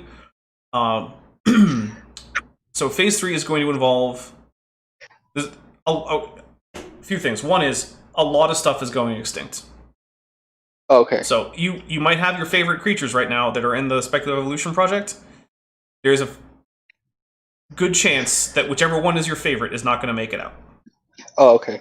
And if you can remind me, the plants are purple, right? Because I remember seeing some of the videos and they looked kind of purple. So there are two groups of photosynthesizers. There is the one that is much more plant-like, and then is the retinophytes, who use a combination of two different strategies to photosynthesize. One of which is similar to the purple bacterial algae on Earth, but they also have other organelles that also help with photosynthesis. But there is also a group that uses something that's very similar to chlorophyll and absorbs the same color spectrum.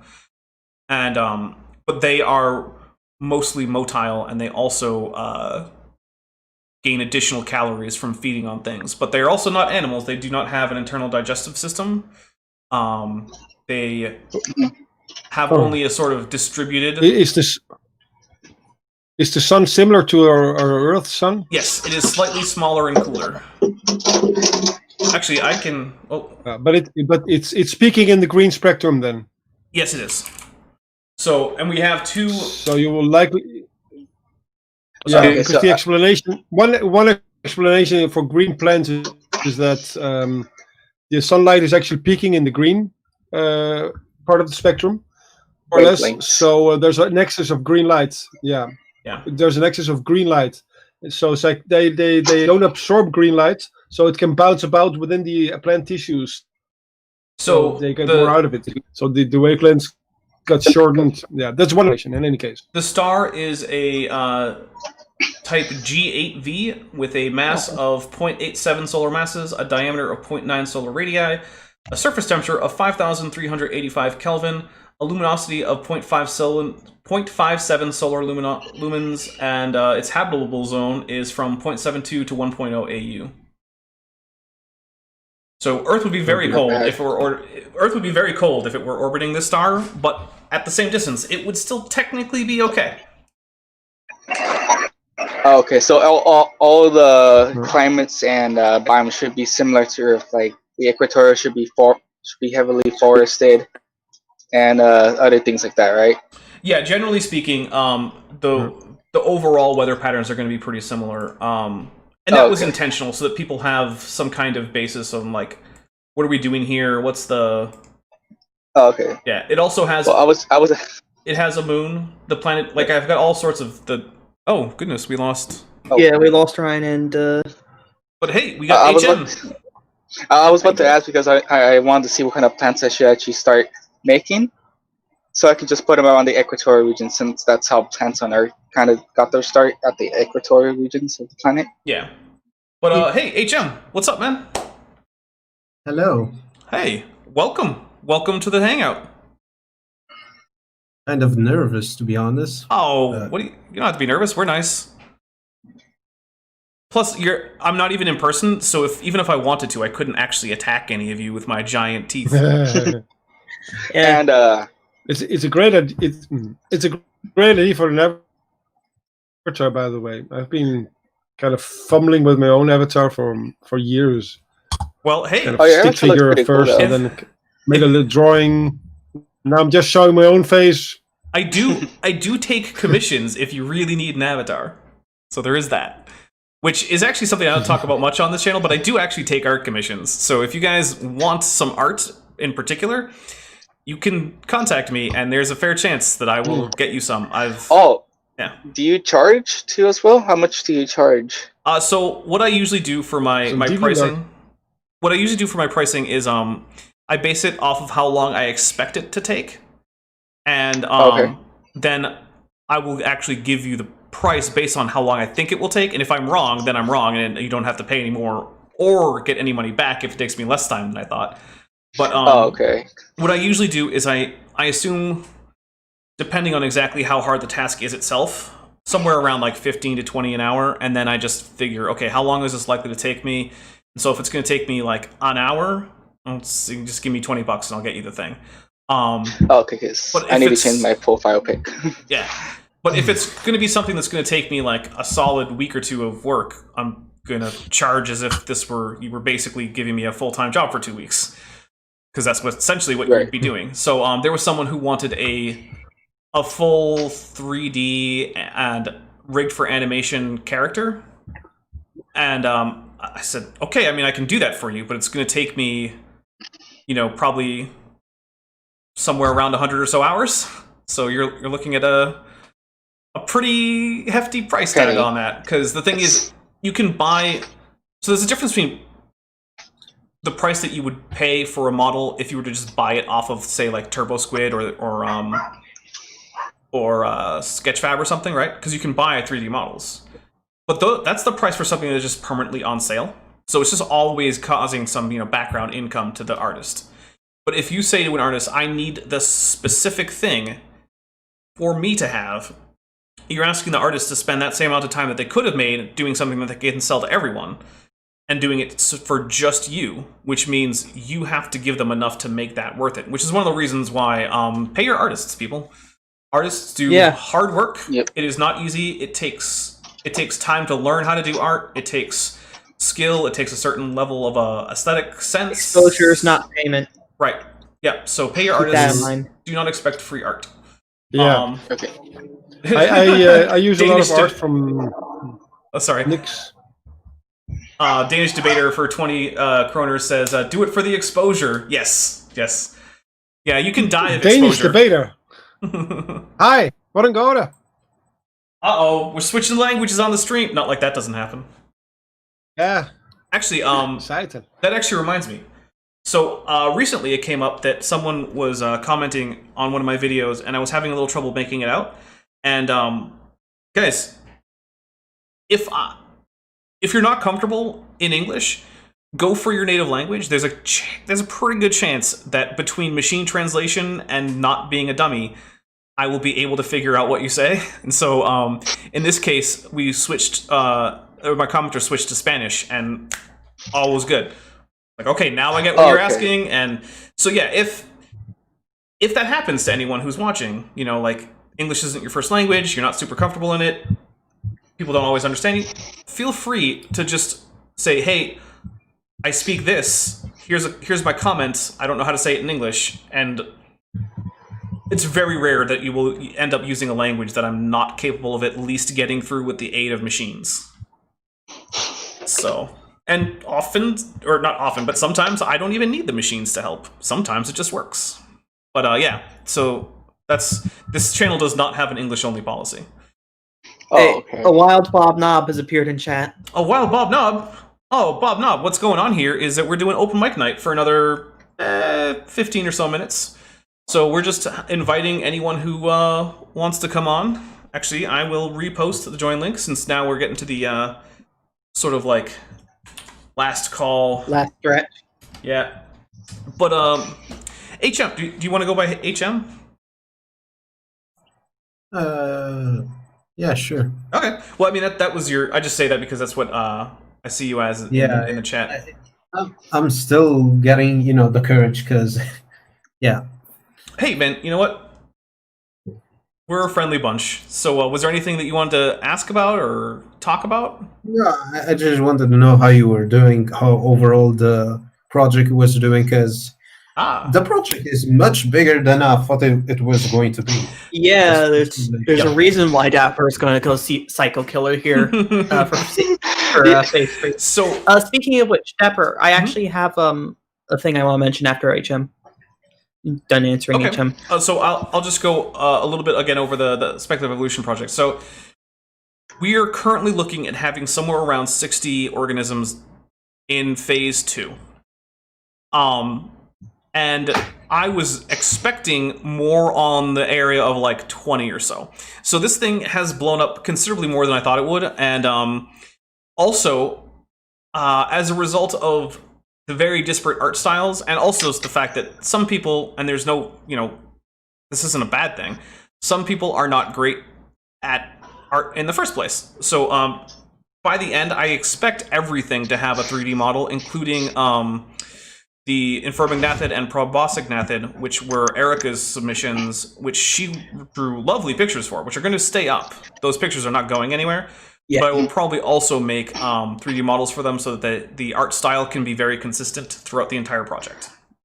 Oh, do you want me to help you with any of the plant life, since I do know a lot about botany? Hey, you know what? I would say this: when it comes to phase 3, phase 3 is going to be handled in a much more structured manner.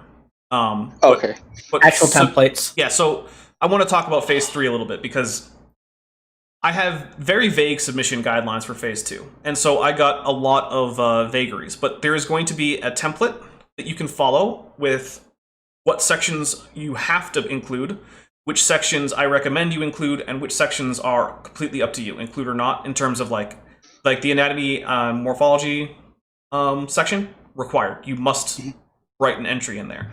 But like other sections, it's like behavioral traits or something. If you've already covered it, then it's fine. You don't have to have a special section. Also, there is going to be a style guide. I am no longer going to accept imperial units. You must use metric. Yay. You must use metric for your units. Because basically, I'm tired of converting. I'm tired of people saying this thing is so. Basically, what I'm saying is, if you normally think in imperial units, that's great. But you do the conversion. You're not going to make me do it. There's also going to be... There's a few other style guide points, like there's some capitalization conventions, like the name of your creature is not going to be a word that's just normally capitalized because it's not a proper noun. So stop with that. There's also going to be a little bit of style guidance for the binomial, because a lot of people like to give their creature a genus and species name, which is great. But we need them to not be misspelled or miscapitalized or wrongly formatted. So that's all going to be very clearly explained in the template. Template starts with an intro. Thomas is doing something similar to that too. Yeah. So yeah, the template is going to start with an intro, like here are the things that you should read about. And what is up, Bob Knob? Not deep. Oh my goodness, that's loud. You don't mind if I just start out the submissions with drawings, right? Because I'm still trying to work out the So what I would say is if you have ideas for an organism, draw them out, get some stuff ready, and most of the photosynthetic organisms are going to be reasonably okay. I don't think too many of them are going to go extinct. So just start drawing some basic land plants. But Bob, welcome to the stream. You've been around the channel for quite a while, but you've never actually been on the channel. No, it's first time for everything, though, right? Absolutely. Well, it's great to have you, because I mean, this is what this is for. It's for anyone who wants to stop in. So, although we're probably not. Yeah, I would have, if I had been able to plan in advance, I would have, went to Walmart, got a green screen, and just all out. Just totally unexpected. Okay, well, I think Frontotopia wants to say something. I'm gonna let him go because we got a big delay with him. Yeah, thanks. Yeah, I'm gonna have to move on, but it's been great on being on the show. Are there any questions on cladistics or evolutionary biology or systematics? Just a quick question. Are insects? Love your channel, by the way. It was cool meeting you, dude. Okay, here's my one question. If you hear it before you go, are insects crustaceans? Yeah. Phylogenetically. I beg your pardon? Are insects crustaceans? Insects, you mean? Yep. Are they crustaceans? Yes. There you go. That's the answer I was hoping for. Yes. All right. Statistically speaking, yeah. Yeah. So the reason. But I'm still a fan of grade groups, so don't get me started. Okay, fair enough. All right. Well, thank you very much for coming, man. It was great to see a preview of your video. And again, anyone who's watching this now or in the future, go subscribe to Frontotopia. He's got great stuff. Go do it. Do it now. All right. Talk to you later, man. Last minute. Thank you. Bye. Bye-bye. Hello. No. Just finish the stream. Okay. Dapper. Yes. One question I have is, I suspect, seeing how we've been getting some some basically title and intertitle stuff during phase 2, I suspect during phase 3 we're going to see some very early land plant development. Yes. Yeah, I'm going to try to work on that as soon as possible. Yeah, in the submission guidelines, I will point out that we are now. we can now get the first few colonizers from land. I will, though, be probably only accepting maybe 5 to 10 total things that are going to be terrestrial. I'd say on the lower end. I'm gonna try to look at you guys. I'm gonna try to look at your evolution videos to see what plants you have. Since I saw a few of them, they look kind of cone shaped. Okay. Oh, so I'm gonna use that as a base. I'm gonna use that. Yeah, I'm gonna use that as a. So I will go throw the world envelope, actually. Yeah, put that up in the chat. Also, I want to point out that I have reorganized the Phase 2 World Anvil page. So now when you click on Phase 2, subcategories will come up with primary producers being one of them. If you click that, it will list out all of the photosynthetic organisms that are currently available. Okay, Dapper, 2 things. I love you. Secondly, I suspect that the bloomer's going to cause the first extinction event, because it's just perfectly set up for causing massive amounts of uninhabitable ocean. That's a possibility. Yeah. Oh, HM is back. I'm actually thinking. Hey, HM. Sorry about that. No, it's all right. I was actually thinking just starting out with the green plants and then starting out with the green photosynthetic organisms instead of the purple ones, since those would probably be more efficient on land. It's not actually clear that they would be more or less efficient on land. It's entirely possible with the purple. Yeah, it's one of those things. I expect to end up with both on land, but right. But one dominating over the other. Probably. All right. So here is what I'm going to do. I'm going to say, any last kind of wrap-up-y questions or anything, because we're going to get going pretty soon.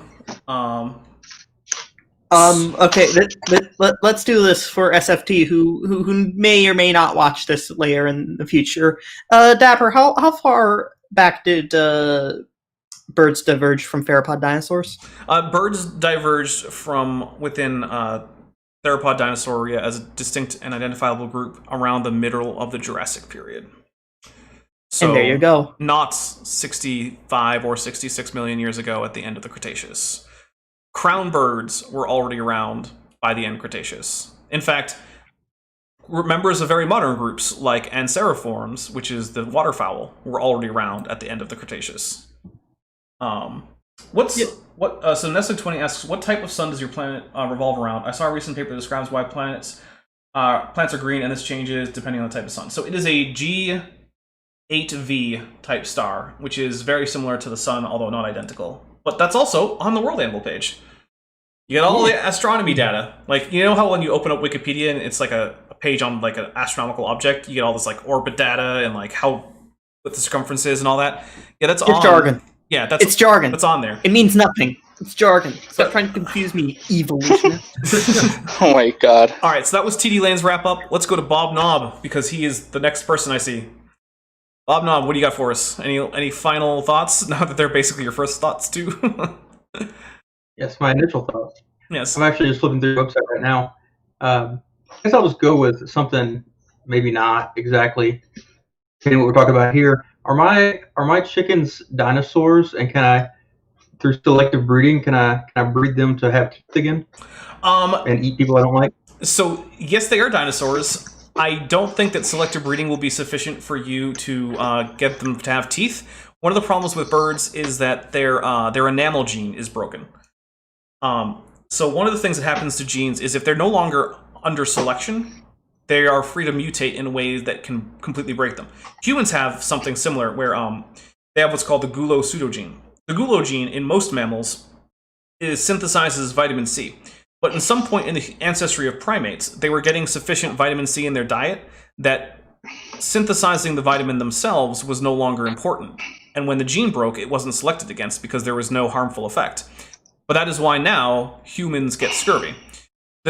Similarly, in birds, the enamel gene is broken. So even if you switch on the genes that cause tooth development, which has been done, unless you fix the broken enamel gene, your chickens won't make enamel, and then they'll just suffer in horrible pain for their entire lives as their dentin is exposed. So don't do that. You're going to need to So it's kind of like It's kind of like shattering glass, right? At that point. Yeah. But yes, you could, not through selective breeding, but through gene editing, you could probably turn a chicken into something that is morphologically similar to like an Archaeopteryx or something like that. What about bringing back mammoths and other extinct animals from earlier? Well, so we have a few problems there. Mostly it's that the genomes tend to be pretty degraded. But genome synthesis is something that has been successfully achieved with some small genomes. So you can just start with some nucleotides and ribose, and you can actually use certain technologies to create, out of the basic building blocks of DNA, a new genome that you can predefine. That has actually been successfully done with some bacteria, but they were bacteria with a very small genome. So we probably can't just directly pull a genome out of a mammoth and clone that mammoth. What we would probably have to do is get enough genetic sequences from mammoths that we can reconstruct the entire genome and then try to synthesize an entire mammal genome, which is not going to be an easy thing. And then you also would probably have to have it carried to term in a female Asian elephant. But that is in itself a pretty significant undertaking, because elephants eat a lot. They're hard to take care of. They're they're just not easy. So bringing back a mammoth in particular would be pretty tough for those reasons. Other animals, like say bringing back the thylacine, it's easier to get the DNA, but what do you raise it in? So that's one of the big questions there, right? We don't have any close relatives with the thylacine that we can use to have the embryo be brought to term.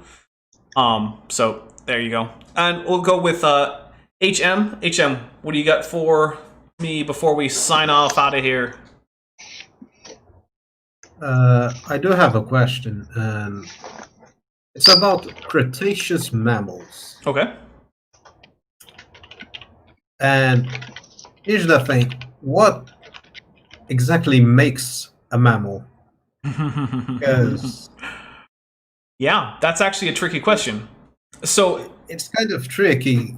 Yeah, so right now, most of the work that I'm familiar with in Mesozoic mammalia and paramammals, I guess you could call them, basically uses a definition of mammalia is essentially crown mammalia. So the common ancestor of, say, a human and a wombat and all of its descendants, those are what the mammals are. Which makes a lot of the things that you would look at and call a mammal that were around in most of the Mesozoic actually not technically mammals. But one of the problems there is that those things don't preserve well in skeletons. A lot of the evolution of mammals, if just is hard to detect, right? So you don't usually get fur, you don't usually get mammary glands. So various developments in mammal evolution, like when say the Therian mammals, so the ones that aren't monotremes, when they started doing things like retaining the young inside, there's no way to tell really for the most part if an animal's doing that. The development of, say, distinct locations for milk production in the form of like actual mammary tissue that isn't just distributed and an actual nipple, so that there's a particular spot that the mammal can go to, because in monotremes, milk is just exuded onto the underside of the belly of the mother. Whereas in Therian mammals, we actually have distinct organs that take care of this. That doesn't fossilize very well. Also, going from the monotreme condition with the sort of basal tetrapod cloaca to the condition in Therians where there's a particular anus and then there's a separate urethra, and in females there's also a separate vagina. Again, doesn't fossilize very well.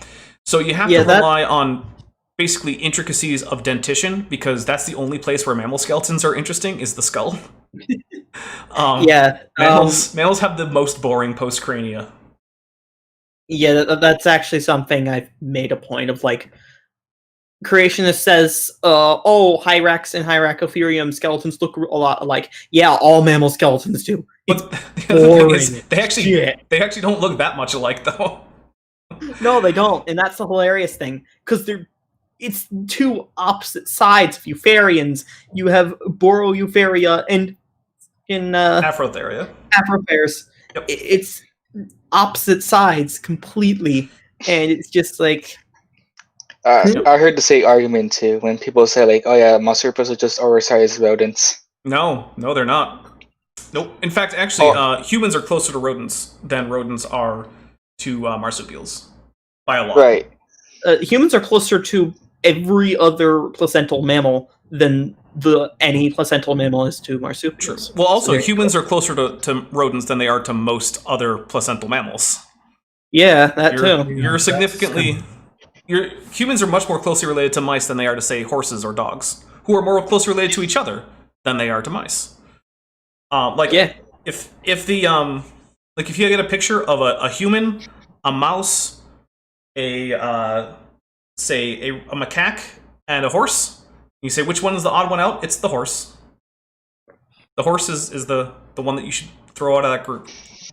Toss it in chat in the trash. No, don't toss the horse. I like horses. Horses are nice. Yeah. I live in a place. I live in a place where there are horse crossing signs every once in a while because they're just feral horses. Oh, there are? Yep. Oh wow. Yeah, like not right here. So like not in the city, but like when I go out and start driving, there are definitely places, especially east of here, where there's just herds of horses, and you need to be aware of it because you might hit a wild horse with your car. Oh no, we have coyote signs here where I'm at. Like, watch out for coyotes. Mustang herds. Oh yeah, Nestle 20 points out it might have been David Peters. Okay. Yeah. Someday I need to get the ability to read through enough Peter stuff because his stuff hurts me way more than Ken Hovind's does. And David just do some content on David Peters. But you know what? That's probably where we're going to wrap it up. I want to say thanks to everyone who came. Also, thank you. I want to say a special thank you to everyone who super chatted, which includes Peter Riley, Danish Debater, Phaon, and Danish Debater again. So thank you very much, guys. I'm sorry. Dapper David Peters makes me want to crucify myself. Oh my god. I mean, I don't blame you. But anyway, that is going to be it. Like I said, Tuesday is going to be Kent with Bent. We are finally done with his seminar series, which means we get to start his college course that he taught. Yay! Yeah, so that'll be interesting. When does that come out? So that starts Tuesday. Yes. This Tuesday at 6 p.m. Pacific, 9 p.m. Eastern. I don't know about all you European people. You guys are way too far away from me to be able to remember the time zones. I'm sorry. I wish I could. But that's Tuesday. Thursday, almost certainly, will be the next video in the Speculative Evolution project with 8 more creatures, including one of them that is a plant, basically. So yes, awesome. Then the Saturday after that, I'm not sure. I did get in this very chat. Someone asked if they wanted me to have them on for a Leaving Earth Creationism, and based on how that email goes, that could just be a week from now. So there you go. That is the channel news for now. Everyone have a nice day, morning, evening, whatever time it is there. Stay safe out there, and I'll talk to y'all later. Bye. Bye. Thanks for watching, but before you go, I'd like to take a minute to say thank you to my patrons and channel members on YouTube. They help me make this channel possible, and without them, I couldn't keep going. Specifically, I want to thank my $20 and above patrons, Bent Hovind, Ian Chen, Sphincter of Doom, Chris Love, Henry Hutanen, and Bob Knob. If you'd like to join the channel or become a patron, links are in the description, and if that's not right for you, but you want some other way to help out, there's also an Amazon wishlist, as well as a Teespring store where you can get Dapper Dino merchandise. If none of that works for you, just liking and sharing this video really helps out.